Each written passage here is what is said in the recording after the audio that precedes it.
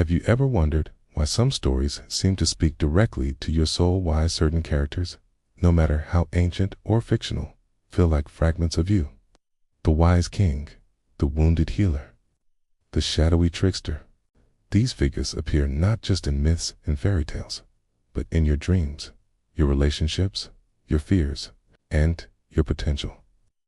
Carl Jung called them archetypes, timeless patterns buried deep in the human psyche, silently shaping how we see the world and ourselves.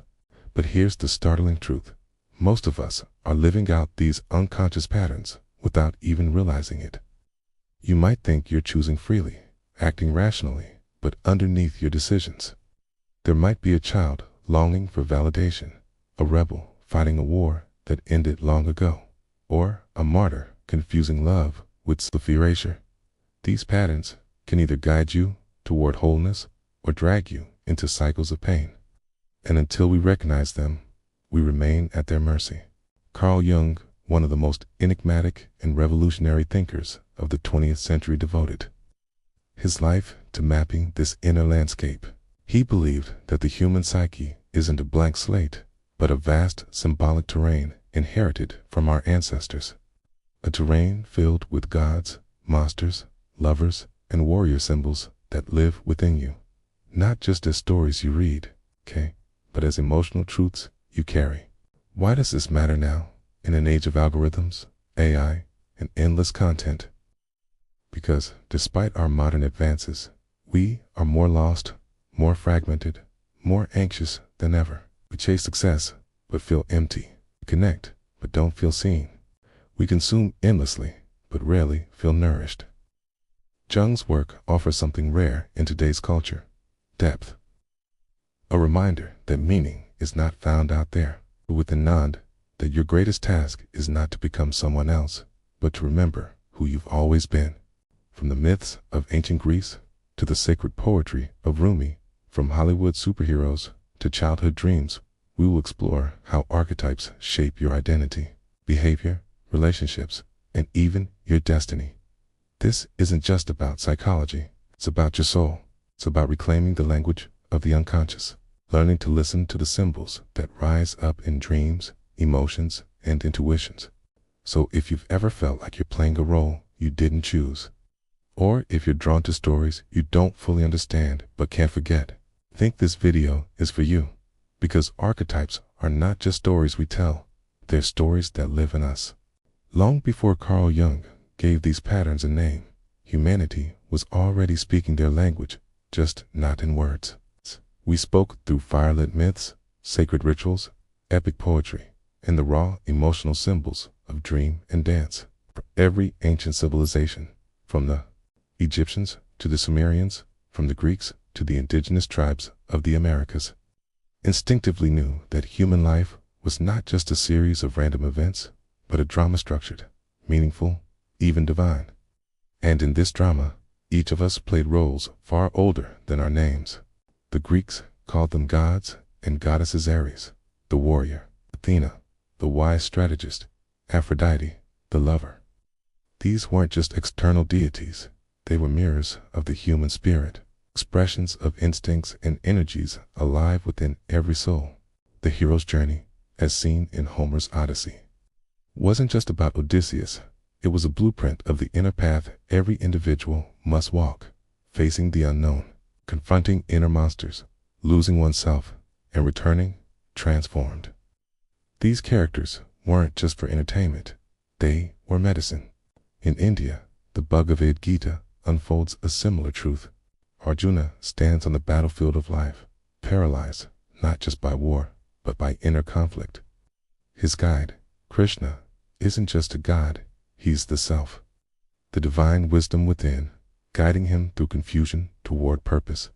In Sufi mysticism, the journey toward God is also the journey inward, navigating through the veils of the ego, the wounds of the heart, the whispers of the shadow, toward union with the beloved. Again, the figures, lover, seeker, destroyer, are not mere metaphors. They are archetypes, internal structures of experience. Jung understood what all these traditions were pointing to. He saw that, despite surface differences, these mythologies describe the same psychic landscape. The archetypes are not invented, they are discovered. They are expressions of what Jung called the collective unconscious, a deep, intricate layer of the psyche that we all share, regardless of culture or time. Think of it as the blueprint of the human condition. Just like your body inherited the shape of your ancestors' bones, your psyche inherited their emotional patterns, their spiritual instincts, their symbolic language. But in the modern West, this understanding was nearly forgotten. With the rise of rationalism, materialism, and scientific reductionism, we stopped listening to myths. We dismissed dreams. We called the soul irrational. Psychology itself, especially in its early days, tried to boil the human mind down to neurons, behaviors, and formulas. But Jung saw what was missing. He brought back the soul. He reminded us that we are not machines. We are meaning makers. And meaning comes from symbol, from depth, from the archetypal. He began to notice patterns in his patient's dreams and fantasies, images of wise old men, great mothers, heroic battles, dark forests. He realized these weren't personal hallucinations. They were universal. The same images appeared in ancient myths, religious art, tribal stories, studied cultures around the world, and found astonishing similarities in their spiritual motifs. The great flood, the divine child, the world tree, the underworld, the rebirth. And so, Jung began to map the archetypes not as fixed characters, but as forces of psychic energy. They show up in symbols, stories, emotional patterns, even in the roles we unconsciously play in life. You might embody the hero when starting a new career, the lover when falling into a passionate romance, the shadow when jealousy or resentment takes over. These aren't costumes we wear. They are energies we are called to integrate. And what makes archetypes so powerful is this: they are alive. They evolve with us. They change shape depending on how conscious we are of them. When unconscious, they possess us. We become trapped in them, acting them out without knowing why. But when we bring them into awareness, they become allies, guides, pathways to growth. So the next time you feel torn between duty and desire, or find yourself triggered by someone who seems to play a familiar role in your life, pause. You're not just reacting to the present. You're meeting an ancient part of yourself, One that speaks not in logic, but in symbol. Not in control, but in invitation. And this is where true self-knowledge begins.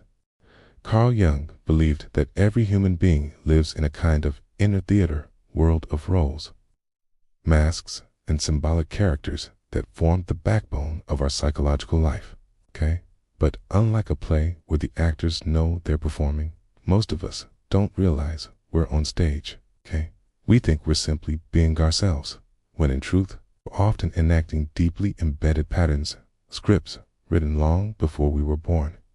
These scripts are the archetypes, universal templates of human behavior that dwell in what Jung called the collective unconscious.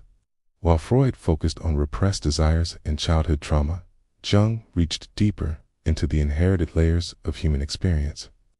To Jung, we are not isolated individuals. We are vessels of ancestral memory. Within us echo the fears, desires, and longings of countless generations. One of the most powerful archetypes is the persona, the social mask we wear to survive and belong. It's the version of you that smiles in meetings, says what's expected, performs confidence, even when insecure. And while the persona is necessary for functioning in society, it becomes dangerous when we mistake it for our true self. Many people live their entire lives inside the persona, disconnected from their authentic needs and emotions. They feel hollow, restless, without knowing why. On the opposite end lies the shadow, the parts of ourselves we reject or hide, often because society or family taught us they were bad. Anger, envy, vulnerability, sexuality, ambition. These traits were unwelcome in our upbringing. We pushed them into the unconscious. But the shadow doesn't disappear. it waits. And when we're tired, stressed, or triggered, it erupts some passive aggression, addictions, sabotage, or misplaced rage. Jung warned that until you make the unconscious conscious, it will direct your life, and you will call it fate. Then there's the Anima and Animus, the inner feminine in men and the inner masculine in women. These archetypes shape how we relate to the opposite sex, but also how we balance qualities within ourselves: logic and intuition, strength and softness, doing and being. Man, disconnected from his anima, may become emotionally distant or hyperlogical. A woman estranged from her animus may feel powerless or overly compliant. True wholeness comes from integrating both. Modern psychology, even in its more empirical forms, has started to echo Jung's ideas, though often in new language. In internal family systems therapy, for instance, the psyche is understood as a system of parts: inner children, protectors, critics, each with its own voice and role. Cognitive behavioral therapy helps people challenge inner narratives, many of which are echoes of unconscious archetypal roles, like the victim, the perfectionist, or the caretaker. But what Jung gave us that modern frameworks sometimes lack is symbolic depth. A dream about drowning is not just anxiety. It may be the death of the old self, the call of the unconscious, the invitation to surrender to transformation. A recurring fantasy isn't just escapism, might be the hero knocking at your door, begging you to step into your power. The point isn't to live outside of these archetypes, but to live with them, consciously. 2. Know when a mother in you is nurturing and when she's smothering. 2.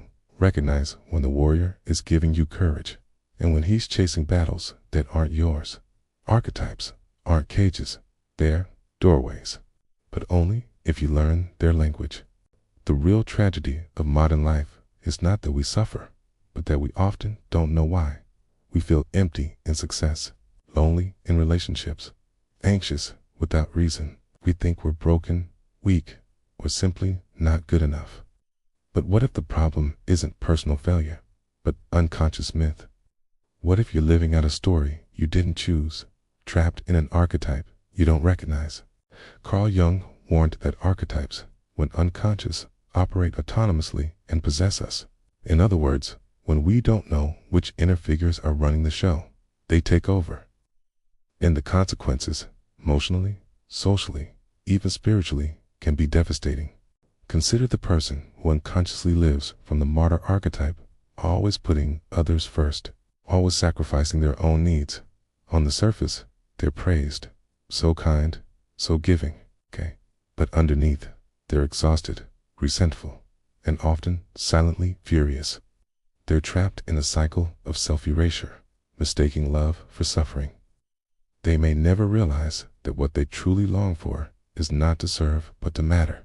Or take the hero archetype when misunderstood. It can drive people to achieve endlessly, conquer challenges, and push beyond limits. But if unbalanced, this archetype can lead to burnout, isolation, and an inability to rest. The hero becomes addicted to proving themselves, terrified of weakness, constantly at war even when peace is possible. Many leaders, entrepreneurs, and high achievers fall into this trap, unaware that their drive comes not from joy, but from a deep inner wound. The shadow, too, leaves scars when unacknowledged. Projected outward, it causes us to demonize others, blaming them for traits we secretly carry but refuse to admit. The overly moral person may secretly envy the freedom of the rebel. The judgmental friend might be disowning their own shame. Left unchecked, the shadow fragments our relationships, turning others into mirrors for our unhealed parts. On a societal level, entire cultures can become possessed by archetypes. A nation that idolizes the warrior may glorify war, suppress emotion, and fear vulnerability. A society caught in the trickster archetype may normalize deception, celebrate chaos, and distrust truth. Archetypes don't just shape individuals, they shape history. Even in love, archetypes silently dictate the dance. Someone stuck in the child archetype may seek a partner who feels like a parent, someone to rescue, guide, or protect. But this dynamic often turns sour as the partner grows resentful of carrying that emotional weight. Others might be drawn to the lover, passionate, intense, all-consuming, but then struggle with boundaries, mistaking intensity for intimacy. These dynamics repeat, not because we're unlucky, but because the inner script hasn't changed. When we're unconscious of these forces, life begins to feel like fate. Why do I always attract the same kind of person? Why can't I stop sabotaging myself? Why does nothing ever feel like enough? These questions don't have logical answers because they're not logical problems. They're archetypal patterns, playing themselves out until we wake up and interrupt the loop. But here's the gift. The moment you bring an archetype into consciousness, its grip loosens. You start to see the pattern while it's happening. You begin to choose your response instead of reacting blindly. You realize, I am not just a mask, okay? I'm not just the wound. I am not just the role I inherited. There is something deeper beneath all of it, something whole, something watching, something eternal. And that something is the self. The journey toward healing, toward wholeness, begins not by becoming someone new, but by seeing clearly what's already within you. The light and the shadow, the warrior and the child, the lover and the judge. All are welcome. All are part of the path. Knowing that archetypes shape your thoughts, emotions, and actions is only the beginning. The deeper work, what Jung called individuation, is learning to live in relationship with them. To see the masks you wear, the stories you repeat, and the shadows you hide, and then, gently, begin to integrate what you denied. This is not a quick fix. It is a spiritual practice, a return to the soul. So, how do we begin? 1. Track the patterns of your life. Start with the journal. Not to document your schedule, but your emotional terrain. Ask, what kinds of people trigger strong reactions in me? What patterns keep repeating in my relationships? When do I feel most alive, most afraid? Write without judgment. Over time, you may begin to see archetypal patterns.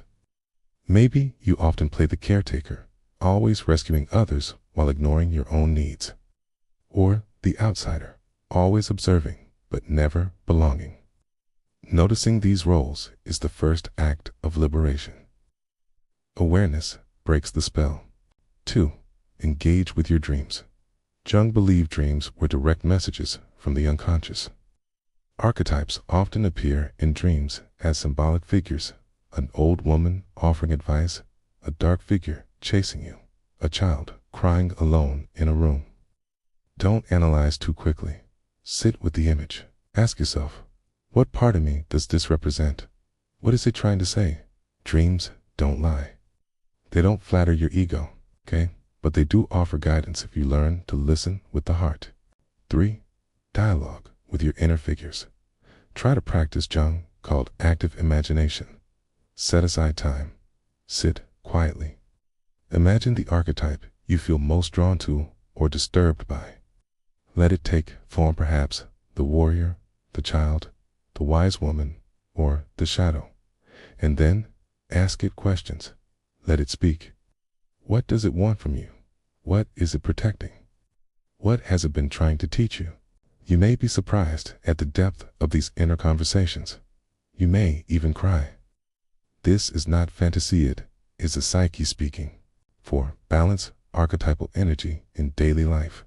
If you realize you're stuck in one archetype, try consciously practicing its opposite. If you're constantly in hero mode, busy, covert, receiving, cultivate the lover or sage. Slow down, feel, reflect. If you're overwhelmed by the caregiver, practice boundaries. Say no. Let others hold their own weight. Integration is about balance, not banishment. Ask yourself daily, which archetype is leading me today? Is that who I want in charge? 5. Seek meaning, not perfection. You will not conquer the archetypes. They are not enemies. They are inner gods, older than your ego, wiser than your plans. Your job is not to suppress them, but to honor them, to bring them into consciousness so they no longer possess you. Jung didn't promise happiness, he promised wholeness, and wholeness means embracing all your parts of it, the ones that scare you. In moments of doubt or confusion, return to this simple truth. You are more than any single story you've lived. It's contained multitudes, okay? And the more you come to know them, the more deeply you come to know yourself, okay? This is the slow alchemy of self-awareness. It's not glamorous. It won't trend on social media, cool, but it will change your life from the inside out. In a world obsessed with reinvention, Jung's message whispers something radical. You don't need to become someone else. You need to remember who you are. Beneath the layers of persona, behind the ego's defenses, beyond the stories you told yourself, there is something deeper, something ancient, something whole. That something is what Jung called the self, unchanging core that contains all the archetypes, all the contradictions, all the possibilities of your becoming. The journey through archetypes isn't a straight line. It's more like a spiral. You revisit old wounds from new levels of awareness. You meet the same patterns, but now with eyes open. You no longer run from the shadow. You learn from it. You stop trying to kill the trickster. You listen to its wit. You let the warrior fight when needed, and you invite the sage to speak when silence is no longer wise. You begin to see others differently too. You no longer just see difficult people. You see archetypes playing out. The wounded child, the insecure tyrant, the abandoned lover, the desperate hero. You develop compassion, not because you condone behavior, but because you understand its root. Archetypal awareness is not just self-knowledge, it's soul empathy. And this is what the modern world so desperately lacks. In the age of dopamine addiction, short-form distraction, and surface-level identity, Jung invites us to depth, to slowness, to meaning, not the kind you buy, but the kind you remember. The kind that rises unbidden in dreams, in poetry, in silence. The kind that makes you feel, I've been here before, ... I just didn't have words for it. Now you do. This is the work of a lifetime, not to chase some ideal version of yourself, but to integrate all that you are. And in doing so, to become something the world rarely celebrates, but secretly longs for, a whole human being. If this video spoke to something deep in you, something you haven't been able to name, but have always felt, you're not alone. That sense of mystery, of quiet longing, of knowing there's more beneath the surface, that's your soul knocking. That's the beginning of real transformation. Not through more noise, more consumption, or more pretending, but through remembering. Here, on this channel, we don't chase trends or sell surface-level advice. We explore what it truly means to be human. We walk through shadow and light, through ancient wisdom and modern psychology, through heartbreak and healing, all to return to the self. We speak in stories, symbols, and truths that echo across time. Because real change, soulful change, doesn't happen overnight. It happens one insight at a time. One pause, one pattern seen clearly for the first time. So if you're ready to go deeper, to look beneath the roles you've played and listen to the parts of you that have waited patiently, in silence, then stay with us. Subscribe. Join this growing space of thinkers, feelers, seekers, okay? People who are tired of pretending and ready to live with more depth, more awareness, okay? And more inner peace. Ask yourself gently, who's been leading my life lately? The persona, the hero, the wounded child, and what part of me have I been ignoring, fearing, or hiding away? Not to shame yourself, but to begin listening, because the moment you listen, healing begins. This is your invitation to explore the unconscious, to meet the archetypes within you, and to begin living from a place of integration rather than fragmentation. You don't need to be perfect. You don't need to have it all figured out. It's good.